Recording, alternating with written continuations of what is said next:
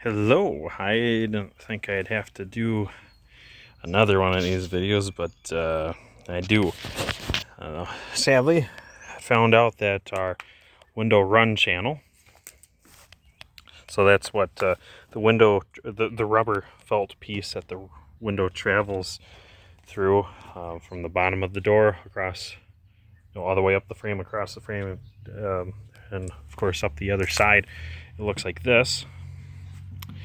The place where I've been recommending it for a few years now has discontinued the product.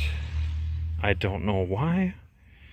And if I'm perfectly honest, I don't really know when. I did have another video on these specifically, because I'd hunted forever and ever, made measurements off of the existing pieces, and I found the next best equivalent online. Steel rubber has something that's very comparable to this. I'll try finding that part number. I'll try getting a hold of some in my hand in person so I can actually spec it out and test out fitment myself for you. But in the meantime, I'll try sharing that info in the description along with this previous part number. But said previous part number, they had somehow discontinued it. This was on DH Gates, I think, something like that, or maybe DK Hardware, something like that. Doesn't matter too much, but I'll have a link for it if I can find it. But anywho, went to get more for my other 82 EXP, which should be green but is now blue. That wasn't my doing, doesn't matter. But found out that link's no longer any good, and it's a shame because since I put it in a video, I click on that link every year to make sure it's still active. So I had checked on it just January of 2023 or February 2023, and it was still golden. But now of 2024, here in May, late May, it's no dice, discontinued. So had to find a suitable replacement, and I had hunted around and around, and I went with the closest one that I could acquire through Amazon, just because I'd get it quick, and I needed quick for this project. Now dailying a few EXPs because my Cougar is a little bit down for the count and now retired. So we're driving strictly EXPs. Oh yeah, Frog Eye for life. And then we'll get that Escort going. Video will come. Don't worry about it. It'll come. So this is the original piece. I'll put the dimensions the best I can. Actually, I'll probably create a sketch of this and then put a link to that sketch in the description. And there will also be an accurate sketch and with measurements of these guys too, so that you can compare them should you be able to find them. So maybe you can find one of these made by a different maker. But anywho, this is now discontinued. The stock ones don't even exist, and you can't reuse these realistically. They all turn rock hard. The ones that do have a little bit of flex in them, they only got a little bit of flex in the bottom couple inches of the door, so the whole rest of it's just completely useless. As soon as you try pulling it out, it's going to turn out into pieces. Worse than that. Yeah, that. Oh boy. So there's no saving it, so just don't worry about it. Just destroy it, whatever you need to do. My removal recommendation is a long flathead screwdriver with kind of smaller head on it. Not too critical, but go in there, just start breaking it everywhere. Just start breaking it. Only thing you need to watch out for, don't break the glass. Do not break the glass. You will not find said glass. Said glass must come from another car, or your local glass company needs to procure it. A glass manufacturer needs to build this glass. Don't break that. Roll it down when you're going to do the breaking it and installing it up top. Roll it up when you're doing the bottom. Roll it down when you're doing the top. Easy. Just don't break your glass, for Pete's sakes. Anyhow, so on a time crunch, I found that the closest stuff is this. CR Lawrence. I have heard of it before once, but they list it as being 65 to 68 Ford and Mercury. They also have a listing for like 69 to 75 or 72 to 75, something like that. That's the next best thing that I could find. But this was most similar specs wise, so I went with it. And now that's arrived, I'm quite pleased with it. It's not perfect for what we need. If we look at the stock one, hey, get that image in your head. That right there. That's what we've been trying to match up here. If the camera focuses on it, geez, yeah, not the bushes in the back. This is what I had procured a few years ago. Almost a dead match. It's just a little wide at the bottom, but we force it in and it works perfect. It looks great. And it's direct to factory. The new one is this guy. You see, it's not as deep. The width has snots on, but it's not as deep, and that's all right. This one does stick out a little far, just the tiniest bit more than the stock one does. Not enough for anyone to complain about. But this one's a little shorter, and it doesn't have the flared tops. You can see my replacement and the stock one, they both have these little corner pieces on the top of the hooks. These guys don't. They're just rounded over. You know, we're talking like a stylized 7 to a stylized F, you know. Anywho, so I picked up these, tried them out. Cost-wise, yo, boy, this crap's expensive. We're talking 40 bucks a stick, 96-inch stick, so that's an 8-foot stick. 40 bucks for an 8-foot stick, and that 8 feet only does the one door and leaves about a foot to spare, you know, and your mileage will vary. I had a foot to spare when I did this one just a minute ago. When I did these on my Blue 82 restoration, that's kind of my main EXP on this channel and in real life. I only had about 8 inches left because I did overhang it a little bit on each side because I thought, well, better safe than sorry. Plus, this stuff was a little less forgiving because it's got such a wide base. Once you put it in the channel, it's kind of in there. You can fight it back out, but I wasn't too interested in it. So I had cut it to what I thought was a good length, just playing a little extra caution, you know. Longer is better. Install it, and then I got, you know, like an inch or 2 inches on the front hanging over, and then on the bottom it's just in line. So when you install these, you start at the bottom, work your way up, and what you do is you start at the bottom with the window up, install it all the way up to the lock piece about where you can't reach it. And then while you have it in there kind of sideways, like, roll it around, because you can see that, maybe you can't see, but there's the window track extends all the way down here. So you install it way at the bottom first, just make it kind of flush with the metal, and you come up, up, up, up. Right around this area is where you have to start being conscientious.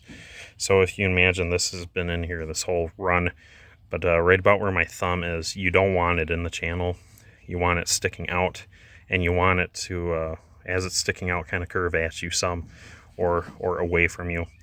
Either way, the point is that you're trying to get the window, down, and the window is widest just a couple inches from the bottom of the window. So like 3 inches up from the bottom of the window, it's the widest. So if you can have the window channel positioned as such where this lower half is in the channel perfectly, the top half you want to have it curved like this.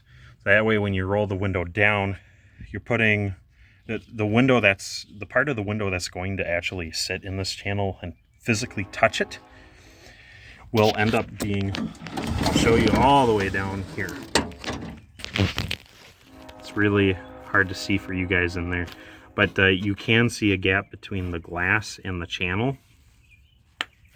So now with the window down all the way, your channel is fully installed to about this point, and there's plenty of gap here. There's about 3/4 inch of a gap, and up here you can see it's pretty extensive. It's like 3 inches of gap.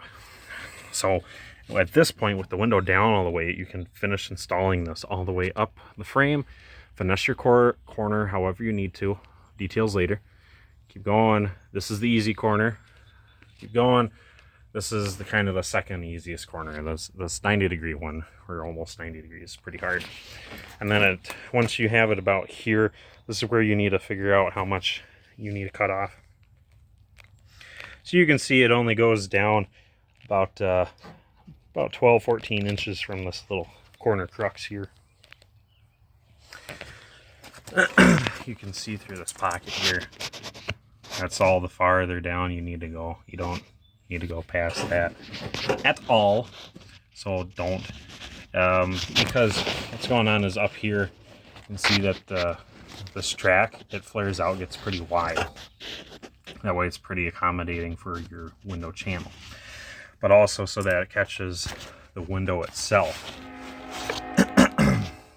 If you can imagine a window coming up into a slot, it would be easy if the slot was really big and then got pretty small, so that you can funnel it into the track and not miss it. That's why it's like that.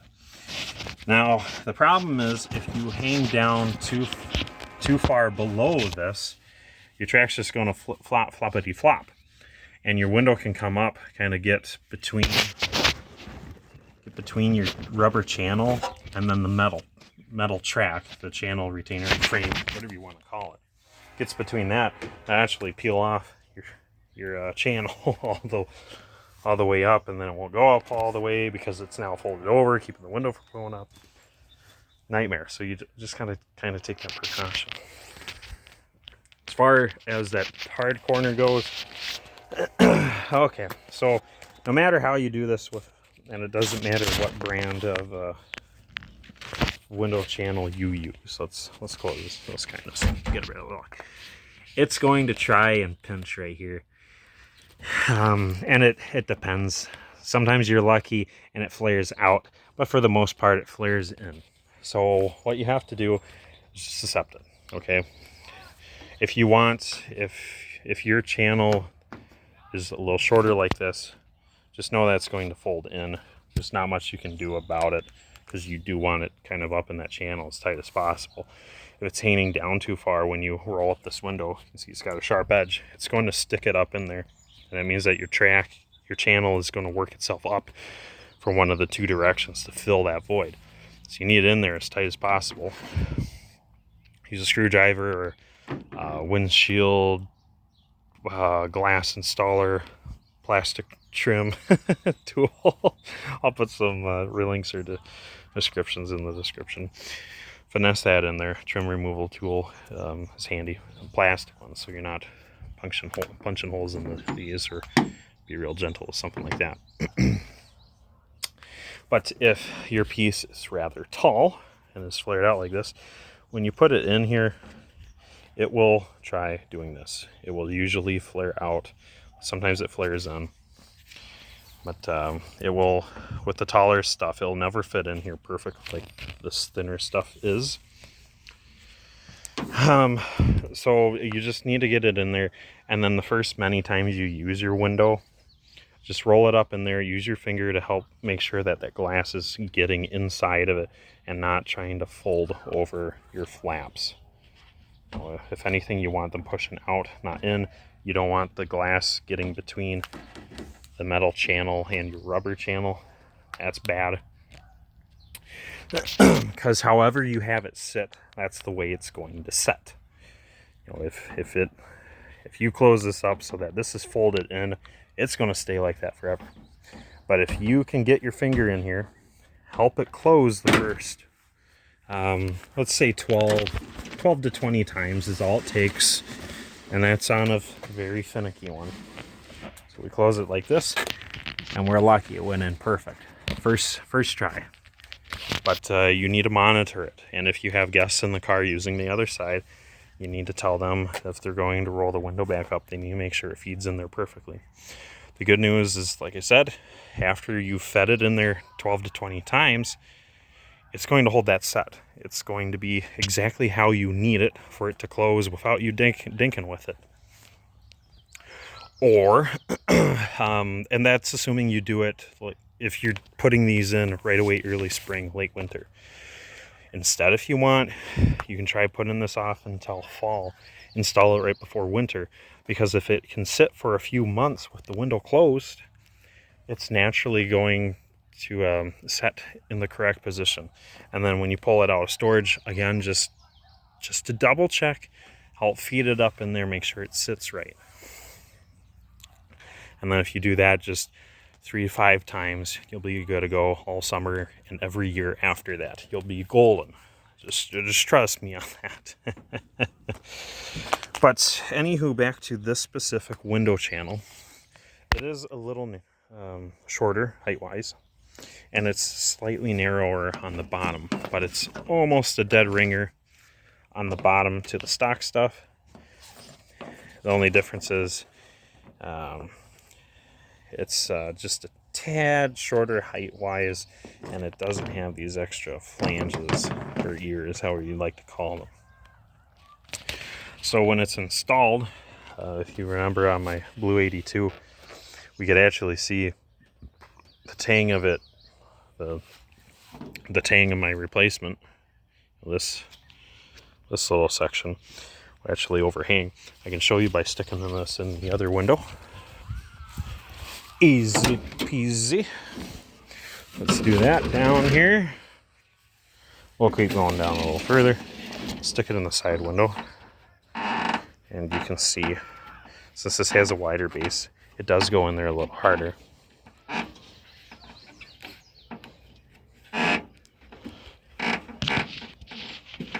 But you can see that this is really all that's involved for the install. Any person can do it. This isn't something you need to take to your mechanic for.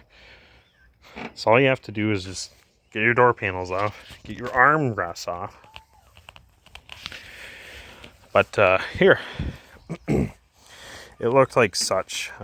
Right now it's a little compressed, so it's actually hanging a little bit more than it does. But once it's all done, it hangs out just a tad. You can tell faintly that there's a line here, but when we go over to the other side, the new stuff that I've procured, it just sits tight inside that channel.